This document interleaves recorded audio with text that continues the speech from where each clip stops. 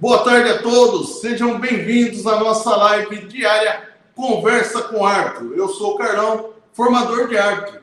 E aqui eu ensino você a faturar o caminho, como faturar R$ 3.500 mensais, tornando-se árbitro de futebol amador. Mesmo você que nem fazia ideia que isso era possível. Se você não é meu seguidor, siga lá no Insta, Árbitro Formador. Então, poste suas dúvidas, as suas curiosidades sobre regra, um assunto que ache relevante para estarmos abordando aqui na nossa live. Só lembrando que as inscrições para a próxima jornada da Semana da Renda Extra com arbitragem de futebol está aberta e o link está na bio. É só se inscrever. Bio, aquelas letrinhas lá no Insta, abaixo da minha foto. E se esse é o caminho para eu te ensinar como faturar R$ 3.500 por mês, tornando-se árbitro de futebol amador. A nossa live é sempre aqui uma métrica de perguntas, respostas, curiosidades. O que mais me perguntam aqui, eu tento sanar a dúvida de vocês. E você que nem fazia ideia, passa a ser interagir com as nossas regras, vai começando a se familiarizar com o futebol e quem sabe amanhã se tornar um árbitro de sucesso. Maílson Souza, boa tarde, professor. Pode me tirar uma dúvida? Em um lateral, o arremessador pode cobrar nas costas do adversário e continuar a jogada? Maílson, existe uma regra sobre esse lance de arremessar a bola no adversário. Não pode ser de maneira imprudente, com uso de força excessiva ou de maneira temerária. Não pode levar risco ao adversário, mas pode sim arremessar a bola no adversário de maneira correta e ela voltar ao arremessador para ele continuar jogando, desde que tenha todas as precauções, não colocando o seu adversário em risco. Essa é a normativa do lateral, arremesso lateral, regra 15, pode sim. Vitor Oliveira, se um torcedor invade o campo e tira a bola de um jogador do time e faz o gol, é gol? Não será gol, Vitor. Por quê? Porque é um estranho, é uma pessoa alheia ao jogo que invadiu o campo. A regra vai dizer que toda vez que houver uma invasão de campo, essa bola o árbitro só paralisa o jogo se houver uma interferência no jogo. Nesse caso, ele tirou a bola do jogador, interferiu no jogo. Automaticamente, o árbitro vai apitar, vai parar a jogada e será dado um bola ao chão à equipe que estava com a posse da bola. Vanilson Alves, posso expulsar um diretor ou um jogador antes do início do jogo em uma rodada dupla? Me ofendem enquanto eu sou assistente, mas apito o próximo jogo e eles participam. Vanilson, pode sim, está na regra. O árbitro tem poder na hora que ele chega no campo de jogo. E rodada dupla é o nosso mundo amador, onde tem um jogo às 8, outro às 10, ou às 14 e às 16 horas. É rodada dupla. E o trio sempre trabalha nas duas partidas. Pode prestar atenção. Não sai um trio e entra outro trio. Muito raro de acontecer, eu acho que é muito difícil no mundo amador devido à escassez de mão de obra. Mas o que você está falando é verdadeiro. Você é assistente no jogo, mas apita o próximo. Aí o diretor, o jogador da próxima partida, que vai passar para o vestiário e sempre tramita ali na lateral do campo, vai te ofender, ele vai te insultar ou faltar com respeito. O que você faz? Espera acabar esse jogo que você está atuando, presta atenção e anota quem foi o causador da ofensa, do xingamento, do insulto, e a hora que ele se apresentar para a próxima partida, você vai e apresenta o cartão amarelo ou o cartão vermelho, expulsando ele, ou simplesmente cientificando ou outro diretor ou capitão da equipe que essas pessoas não participarão da partida devido a isso que aconteceu no primeiro jogo. Isso é normal, isso está na regra, isso não é você abusar da sua autoridade. Não, está previsto em lei. Pode usufruir da sua regra do jogo. Danilton Reis, com a bola em jogo, um drible da vaca, o jogador sai de campo e é derrubado por um jogador reserva, adversário, fora do campo. O que marcar? Danilton, a regra vai dizer que é falta e é cobrada em cima da risca, no limite mais próximo de onde aconteceu a infração. Numa lateral de campo, é cobrada na linha lateral. Numa linha de fundo, também em cima da linha. Mas preste atenção, se for nos limites da área penal, isso será um pênalti, como se o jogador tivesse colocado o pé na bola dentro de campo. É a mesma falta, uma falta, tiro livre direto. Se for nos limites da área penal, 16,50 m para um lado, 16,50 m para o outro das traves, no limite, pênalti, e será executado um tiro penal contra a equipe deste jogador infrator. É falta sim. Antigamente, em outras épocas, a regra era diferente, mas hoje a regra vigente é falta. Wellington Senna, toda simulação de falta é cartão amarelo? Wellington, a gente costuma dizer a simulação é numa falta dentro da área, a favor do ataque, numa falta em que o jogador simula um pênalti, e ele se jogar no meio do campo, você simplesmente não vai marcar, se a bola ficar em posse do adversário, porque se ele se jogou, não está na posse dele, ou deitado, ele não vai conseguir jogar. Você não vai gastar um cartão amarelo. Você vai deixar com uma oportunidade em que ele se jogar dentro da área, simular um pênalti. Aí sim, essa simulação você vai puni-lo, adverti-lo com um cartão amarelo e vai estar corretíssima a sua atitude. Tranquilidade, cartão amarelo por simulação. Jefferson Avelino, qual jogo mais importante? Qual jogo mais importante você já apitou? Jefferson, nós árbitros costumamos dizer que o jogo mais importante é o de amanhã. É o próximo que eu vou fazer. Por quê? Não que perderam a importância. Eu entendi a sua pergunta, mas assim, finais, com 34 anos de carreira, finais, vários finais. Mata-mata, jogo decisivo, vários. Mas assim, que poderia dar mais lobby, mais nome, apitar em que campo? Aí sim, já apitei no Morumbi, já apitei no Brinco de Ouro, já apitei no Palma Travassa em Ribeirão. Então esses jogos marcaram a minha vida, a minha história, mas o mais importante é o jogo que vai vir ainda, o jogo de amanhã, porque eu tenho que ter seriedade, conhecimento de regra, tenho que ter toda experiência, entendeu? Então o árbitro amador, esse que vai se projetar no mundo amador, se qualificar, se aperfeiçoar, ter uma boa condição técnica, um bom nível de assertividade, se preparar para o jogo, porque o próximo jogo é sempre o mais importante da sua carreira. O outro que já aconteceu, entrou para a sua própria história e faz parte da sua vida. Por isso que o árbitro tem que estar sempre atento, sempre se preparando, sempre se qualificando, sempre que possível, se reciclando pela mudança de regra. Tem mudanças por vir aí, dia 1º de julho, que já começaram a valer no Campeonato Brasileiro, sobre atuações em campo dos árbitros. Isso para nós no mundo amador ainda não chegou nada, nenhuma circular, mas se mudou lá, muda aqui, é uma questão de tempo. Então o árbitro tem que estar sempre se atualizando, porque o próximo jogo é o jogo mais importante. Uma pergunta não identificada. Em uma disputa de pênalti, o goleiro é expulso. Quem substitui? Já foram feitas todas as substituições, já está na disputa de pênalti, já houve aquela igualada de jogador expulso de um lado, nenhum do outro, igualou a quantidade.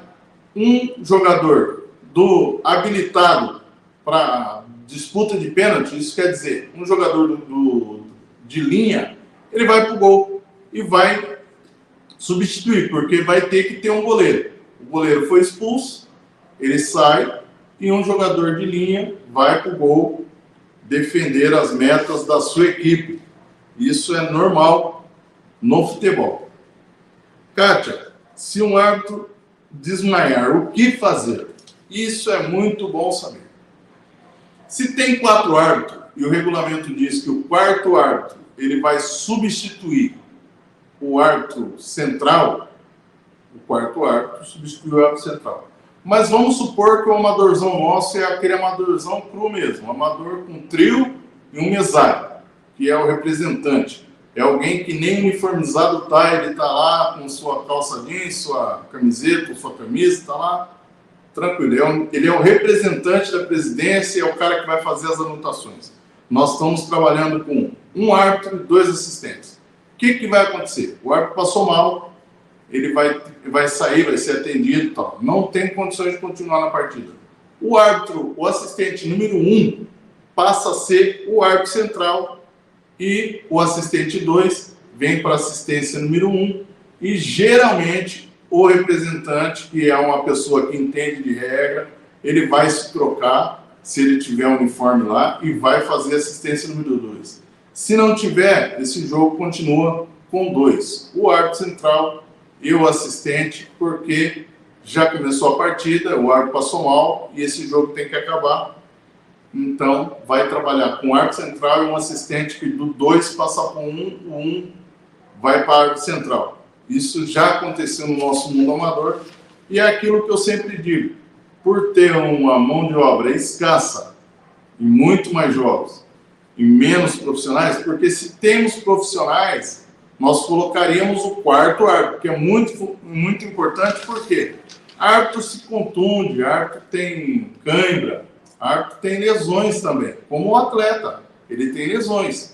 Então, é muito bom se todas as ligas e entidades que lidam com o esporte tivessem esse 4º árbitro. Mas, devido à escassez de mão de obra, não tem 4º árbitro. No máximo é um representante. E esse representante, na necessidade, ele vai atuar como 4º árbitro, como segundo assistente, porque o jogo tem que continuar e o árbitro passou mal. Ele teve um mal súbito. E, durante uma partida, se o árbitro está jogando e está na jogada, a decisão passa a ser do assistente número 1.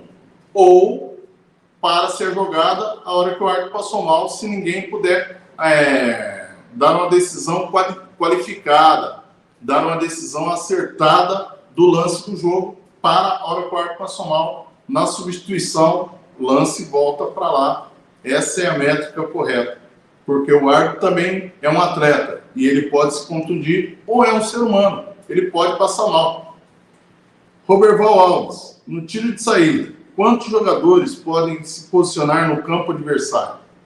A regra vai dizer que um jogador, a regra diz, todos os jogadores no seu campo, todos os 11 jogadores no seu campo, com exceção do batedor do tiro de saída. Esse pode estar no campo adversário, haja visto que hoje a bola pode ser tocada para trás, para o seu próprio campo. Então, ele pode estar no campo adversário. Um jogador só, não mais do que isso. Danilo Cunha, pode me mostrar quais os sinais aplicados no jogo pelo assistente ou bandeirinha? Posso sim, Danilo. O assistente, ele vai inicialmente com o seu instrumento de trabalho. Eu vou estar aqui desfraldando ele, seu instrumento de trabalho. Eu vou trabalhar na altura em que vocês possam ver, mas imaginem que isso seja com o braço estendido. Ele vai começar marcando o lateral, ou para lá, ou para cá, lateral. Primeiro ergue a métrica. A métrica do jogo é essa. Ergueu. Lateral. Ergueu. Lateral. O assistente, a sua bandeirinha, veja bem, como eu disse, que o árbitro de futebol, ele namora a bola. e uso sempre esse exemplo, namora a bola o tempo inteiro, não tira o olho dela, não desvia o olhar, porque é sobre a bola que nós temos toda a confusão do jogo e tudo o que acontece em relação à bola. O árbitro, ele vai sempre olhar a bola. E o assistente guarda a sua bandeira. Só um minuto, vamos ver aqui. Pedro, boa tarde, professor. Em uma disputa de pênalti, o goleiro é expulso. A equipe pode fazer uma substituição? Ela só poderia fazer a substituição na contusão do goleiro se tiver uma... Como eu vou dizer assim, se ele tiver substituições para fazer, movimentações para fazer. E na disputa por pênalti, se ele não gastou todas as substituições, vai sair um jogador e ele vai para lá. Se já foram feitas todas as substituições e expulsou o goleiro, um jogador de linha vai assumir o gol. Isso é porque tem que ter um goleiro. Então, um jogador habilitado na linha vai assumir esse gol se já houver feito todas as substituições. Por quê? Teve o jogo, às vezes teve uma prorrogação, na prorrogação aumenta uma substituição devido ao regulamento, então vai poder. Se já tiver feito, não pode mais. Davi, professor, posso dar um lance perigoso dentro da área sem dar pênalti? Ô, Davi, pode sim. Um tiro livre indireto é um jogo perigoso. Uma bicicleta sem contato é um tiro livre indireto. Você vai dar os dois lances dentro da área. E só seria pênalti se fosse tiro livre direto. Tiro livre direto é pênalti. Tiro livre indireto é dois lances. É um jogo perigoso, é um recuo de bola, 6 segundos do goleiro. São vários lances que podem ser dois lances dentro da área penal, dentro da área de meta, a favor do ataque, e não é pênalti. E voltando aqui ao nosso Danilo, sinalizações do assistente. Então eu digo, se a bola é a namorada do árbitro, a bandeirinha, o seu instrumento de trabalho, ela é a sua noiva, você tem que guardá-la para sempre proteger. E qual é a métrica?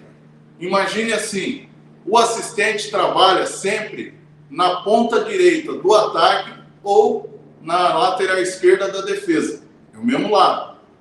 E a bandeirinha tem que estar sempre para o lado de dentro. Se eu estou indo para a linha de fundo, eu levo a bandeirinha na mão esquerda.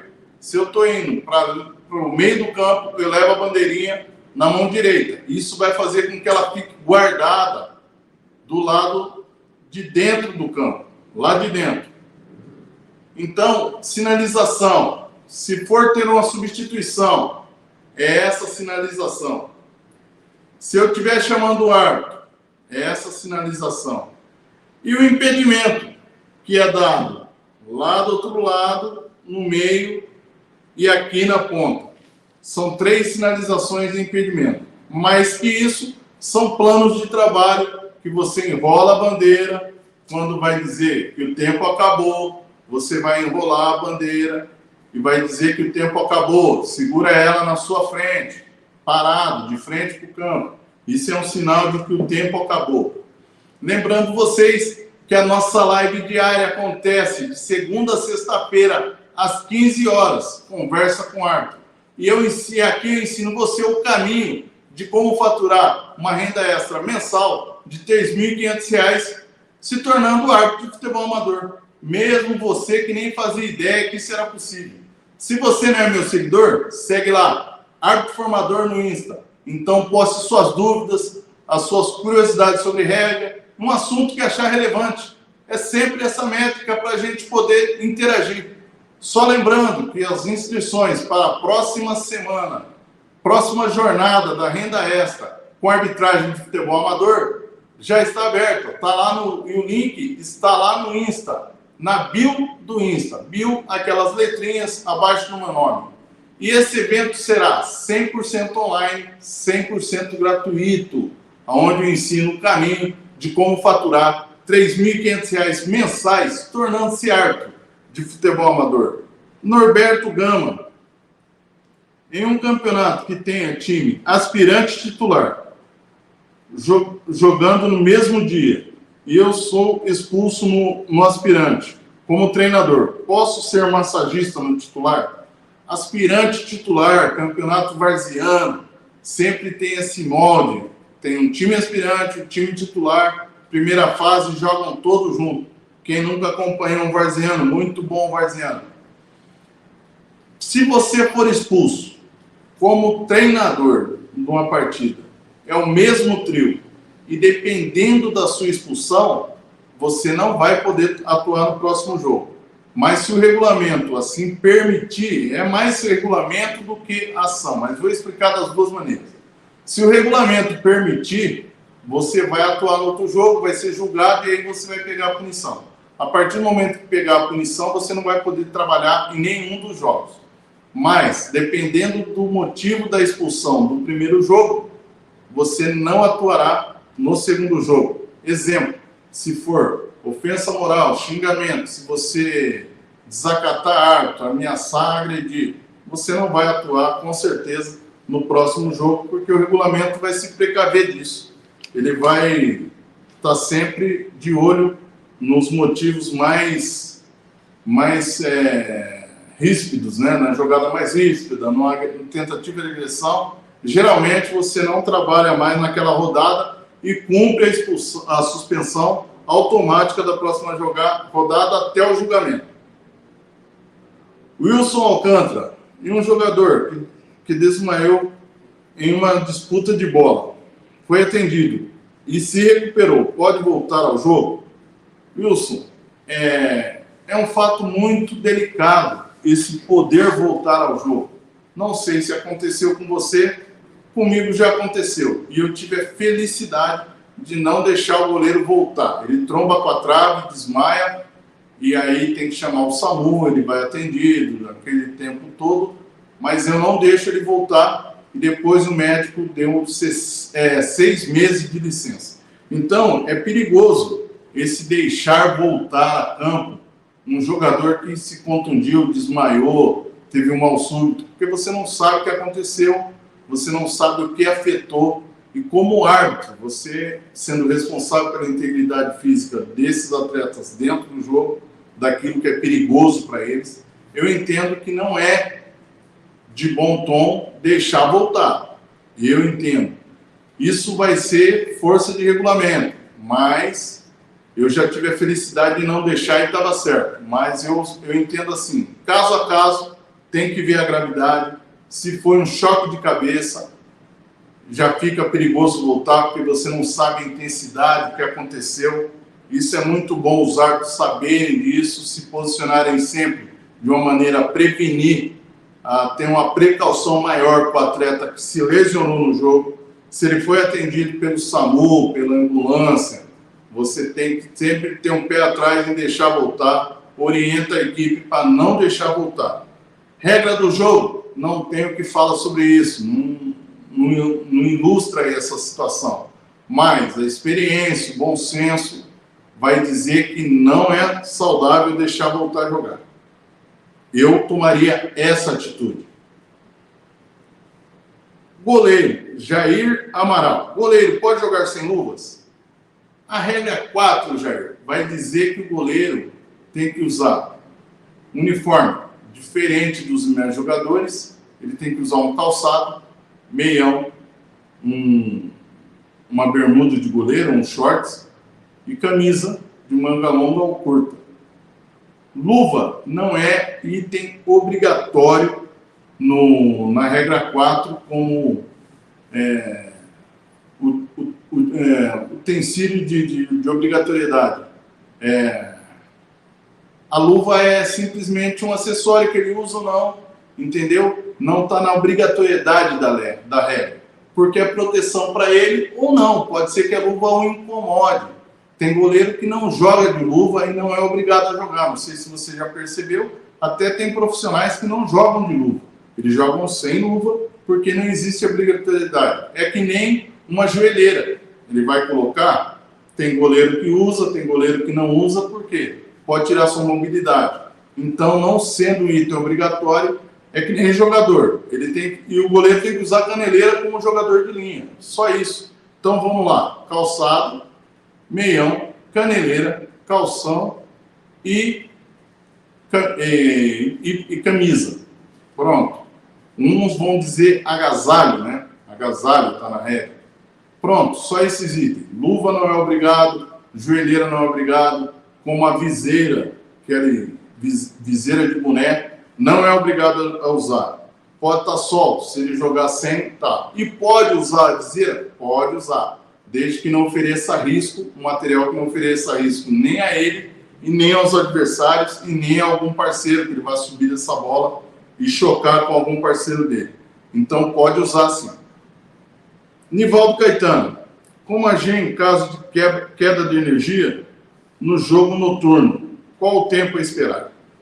Nivaldo, no jogo, na iluminação artificial, no jogo à noite, como uma tempestade, como todo o acidente que é extra-campo, não depende das duas equipes, não foi causado pelas equipes, a lei vai dizer que tem um tempo determinado para ter uma solução. Vou explicar. Queda de energia. Você vai chamar, você tem 30 minutos para chamar o zelador, alguém responsável por essa energia, alguém que vai dar uma resposta hábil. Ó, quanto tempo você vai restaurar essa energia? A pessoa vai falar 1 hora, meia hora, 2 horas, 3 horas, não vai voltar, porque aconteceu isso, aconteceu aquilo. A partir desse momento, você vai ter o tempo. Se a pessoa falar assim, vou restaurar em 2 horas, você manda as equipes vestiário e permanece ali. Por quê? Porque a lei do esporte vai dizer que numa queda de energia, numa tempestade, numa chuva torrencial, você vai ter um tempo determinado para dizer se a partida continua ou a partida para. No caso, a partida vai continuar daqui 2 horas. Você fala para as equipes se recolher aos vestiários, volta, aquece 2 horas, voltou energia, segue. Por quê? Senão o jogo é amanhã, às 15 horas. Hoje está tendo uma partida à noite. Acabou a energia, não vai voltar? Tudo bem. A regra diz que amanhã às 15 horas tem que continuar. O regulamento das competições vai dizer isso. Então essa partida tem que ser encerrada. Então você aguarda um tempo. Chuva torrencial, mesma coisa. Meia hora para saber se essa chuva vai melhorar, não vai melhorar, se ela diminuiu, se a drenagem do campo é boa e tal. Se ela não melhorou, você vai dar um tempo. Ó, vou aguardar 1 hora, vou aguardar 1h30, vou aguardar esse tempo, não mudando, nós vamos dar a partida por encerrada. Mas não é um motivo assim de você ser taxativo. Meia hora, não. Meia hora para você ter uma solução sobre o assunto. E aí, no caso de energia, que é a sua pergunta, resolveu? Resolveu. Não resolveu? Aí dá a partida por encerrada e vai para julgamento, quando ela vai continuar no nosso mundo amador. Vai continuar assim, porque o amador roda de domingo, segunda-feira não vai ter jogo, né? Se fosse no mundo profissional, teria, mas no nosso mundo não tem. Aí vai para julgamento e o Tribunal de Justiça vai determinar, a JJD, né? Junta de Justiça Desportiva, vai determinar. Hamilton Gomes, se um time tem 7 jogadores, como agir se o 7º jogador machuca? Acaba o jogo? É quase a mesma coisa, quase o mesmo pé, mas vamos lá. A partida não terá validade sem 7 jogadores, corretamente. Mas o 7º jogador machucou. Aí que está a grande malícia do jogo, que o árbitro tem que ter experiência. Ele não pode acabar o jogo de imediato. Por quê? Se esse treinador está mal intencionado, ele fala para alguém cair, vai se machucar. Você não é médico, vai ter que atender. E aí ele sai de campo para ser atendido. Você acaba esse jogo. Esse time entra com recurso dizendo que você não deu tempo hábil para restabelecimento do atleta. Você aguarda essa meia hora Se ele não se restabelecer, você dá a partida por encerrada. Não encerre a partida. Só encerraria a partida no caso de expulsão. Expulsou o atleta, acaba por falta de número legal. Mas no caso de contusão, fica ligeiro, fica esperto, não acabe, porque você vai dar motivo a um recurso que o outro time pode usar contra você. Então, essa esperteza o árbitro tem que ter, ele tem que estar antenado no jogo, ele tem que estar ciente de que pode ser uma armadilha contra a sua própria arbitragem. O conhecimento é tudo. O conhecimento da regra do jogo, do regulamento, é tudo para o árbitro. Vai fazer bem para a sua carreira, porque você vai tomar a atitude correta. Lembrando a vocês que a nossa live diária, Conversa com o Árbitro, acontece de segunda a sexta-feira, sempre às 15 horas. E aqui eu ensino você o caminho de como faturar uma renda extra mensal de R$ 3.500, tornando-se árbitro de futebol amador. Mesmo você que nem fazia ideia que isso será possível.